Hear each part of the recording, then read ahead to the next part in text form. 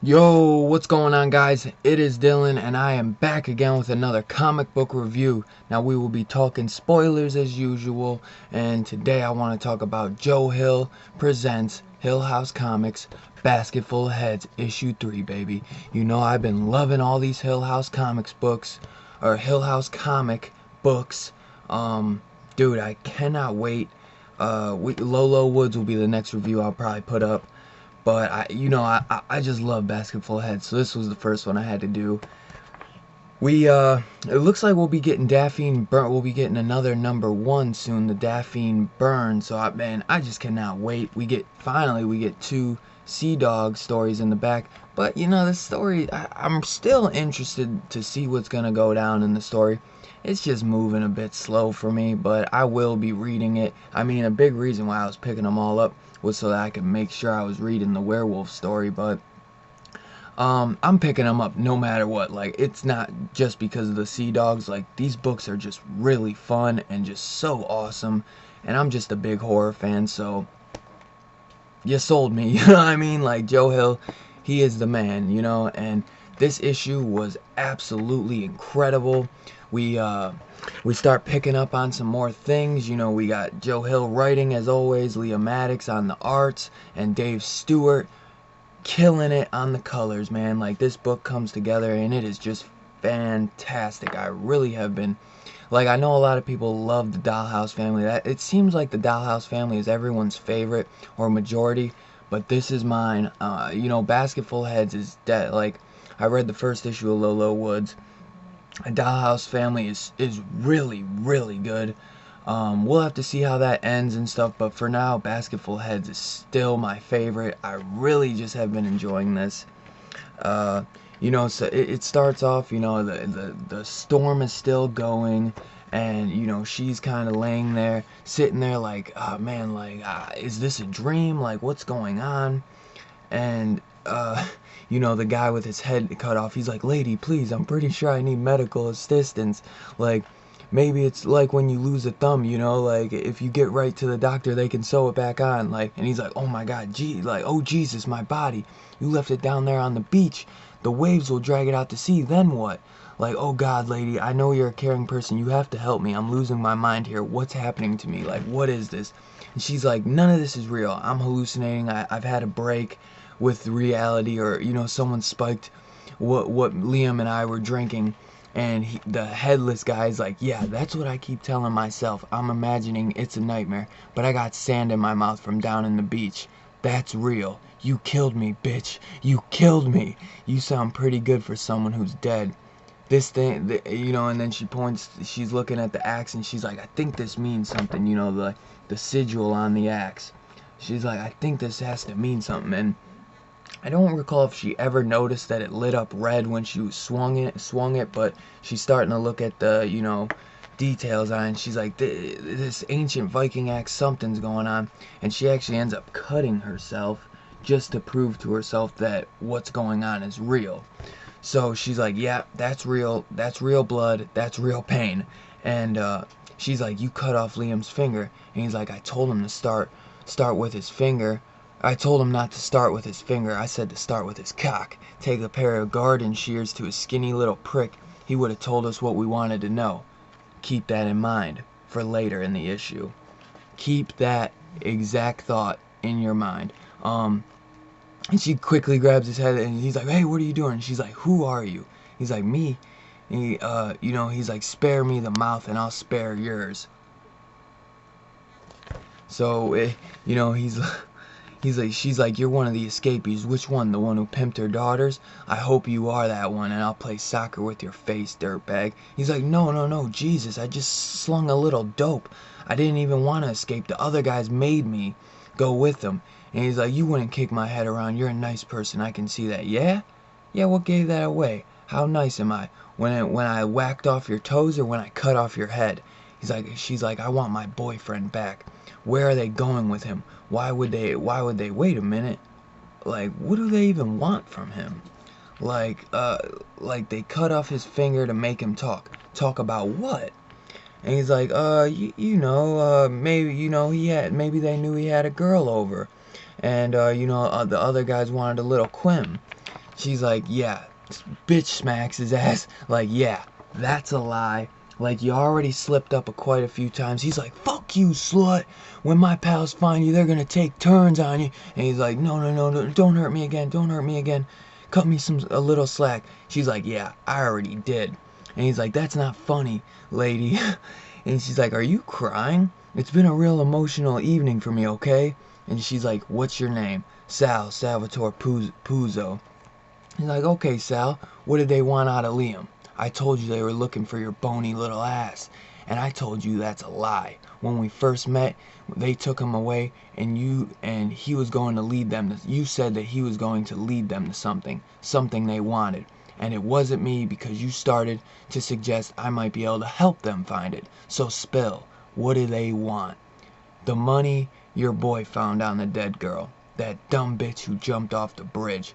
She's like, what are you talking about? Teenage girl took a dive off a bridge between Brody Island and Little Brody a month ago. She had a backpack full of rocks to make sure she drowned, along with all her money, God knows how much, 10 grand maybe. Not one dime was entered in as evidence either. Guess who was the first officer on the scene? Your darling, your boy. That's bullshit. Liam wouldn't steal money from a dead girl, and I'm pretty sure if he did, he wouldn't boast to some convict chain gang about it. Man, this artwork, though, is just great, too. Just great. You know, and they cut to a few months ago, and they're like, you know, who do you think was working on the embankment picking up trash? All of us lawbreakers. We were finding $100 bills down the stream well before we got to Brody. Then we heard squalling. She wasn't even dead yet. Took a while. And she's like, that's a lie. You're a liar. Liam was broke. He couldn't even afford to live here for the summer. For Christ's sake, he couldn't even rent his own place. He was sleeping on Chief Clausen's boat.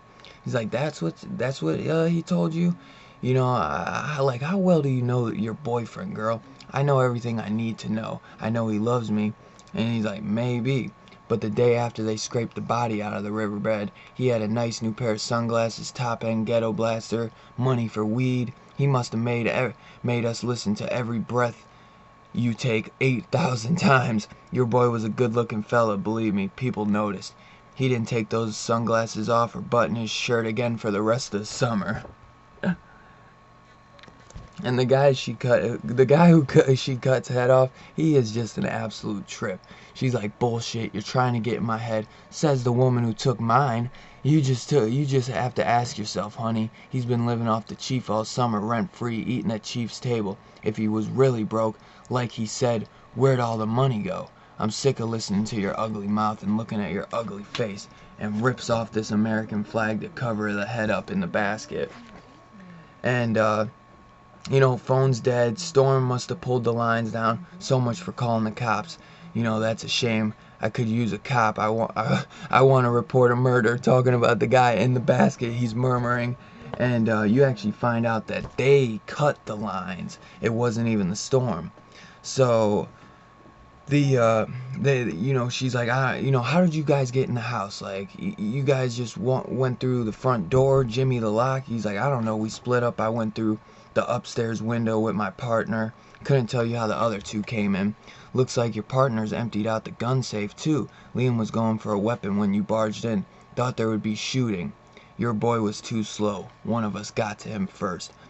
And she's like, the buggy's gone. Shit. They took Liam for a ride. I told you that. Guess we wait here till the storm breaks, huh? And she's like, you know, no thanks. It wasn't the storm, huh? She's like, the phones, I'm sure the storm knocked out the electric, but the phones were dead because we cut the lines. And she's, even the guy in the basket, he's like, man, I wish we really hadn't done that. I want the cops more than you do. I want someone to tell me why this is happening to me. And he's like, I'm scared. And she's like, I know you are. I'm sorry. So, like, she's a good girl, like, and she's going through some fucked up shit, man. And he's like, are you really? And she's like, yes, like, and he goes, I would have killed you. You know that, right? I know. It's still awful what happened to you. No one deserves if I knew. And, you know, he's like, a part of me thinks you should have left me to drown. And she's like, no, I couldn't have. I could have never done that because you'd still be alive underwater, right? She's like, you know, how do you drown when you don't need lungs? Your brain already isn't getting any oxygen. If I let the tide take you, you'd still be alive and aware and helpless with crabs stuck to your face and shit. So, you know, she's walking on the side street in the storm. She's like, I feel, you know, or the guy's like, I feel sick to my stomach. Huh, but that's just in my head, isn't it? I can't be sick to something I don't have. And he's like, lady, we need experts, like scientists or doctors. You would think a priest would be better. And she's like, shh. And she's like, shh, like, what's that light? Headlight. Someone pulled over. So she finds somebody pulled over, and she's like, hey, Mr. Hamilton, Mr. Hamilton, it's June Breach from earlier. You remember me? And he's like, huh? You know, Liam's girlfriend? And she's like, you gotta help us, you gotta help us. You know, the men who escaped tonight, they came. They showed up at the house. They dragged Liam off. They think he's got money stashed somewhere. You know, if he can't come up with it, they'll kill him. They'll probably kill him even if he does come up with the money. Like, if he does come up with the money, or if he doesn't, they're gonna kill him no matter what. He's like, they what? He's like, please. She's like, please, take me to the police. He's like, yes, of course, come on. You know, my God, child, you're probably soaked and shivering in this rain. So this big guy, you know, he gives her a ride, and she puts the basket in the back of his truck, and she grabs a jacket from him. She's like, can I borrow your jacket? And he's like, you know, can I wear your spare coat? I'm really cold. And he's like, he's a little hesitant. He's like, yeah, yeah, sure, all yours, darling. He's like, you poor thing. So is that axe in case, you know, you run into the men that cut your boy up? Because he's like, what are you doing out in the dark, in the rain, with a hatchet? He's like, yeah, they took Liam away in a dune buggy, but one of them stayed behind to keep an eye out for me. You know, he tried to kill me. I warded him off with the axe, and then he ran, and I ran, and I ran, or whatever. She don't know what to say. And he's like, is that Wade Clawson's collection, that one of those Viking pieces? She's like, yup. Yeah.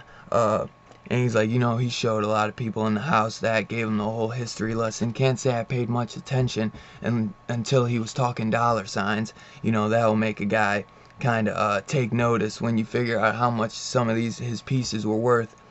And, you know, he's like, I used to think, well, they were still men, whatever because he starts saying that he was giving jobs to the jailer, the guys that were the convicts, to do jobs for soda pops. He's like, well, I thought, you know, I could give him some little soda pops for a side job, you know, on a hot day.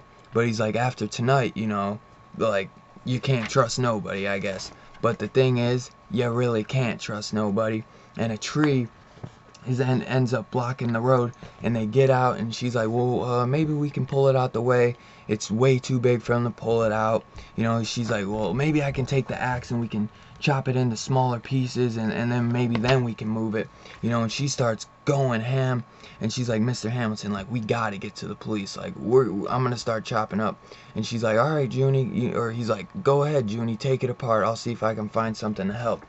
And he goes and looks in the back, and he had to see, like, he goes and looks at the chain, and the head is just poking out. So he had to see the head in the basket. No doubt, no doubt. Like, there's no way he didn't see it.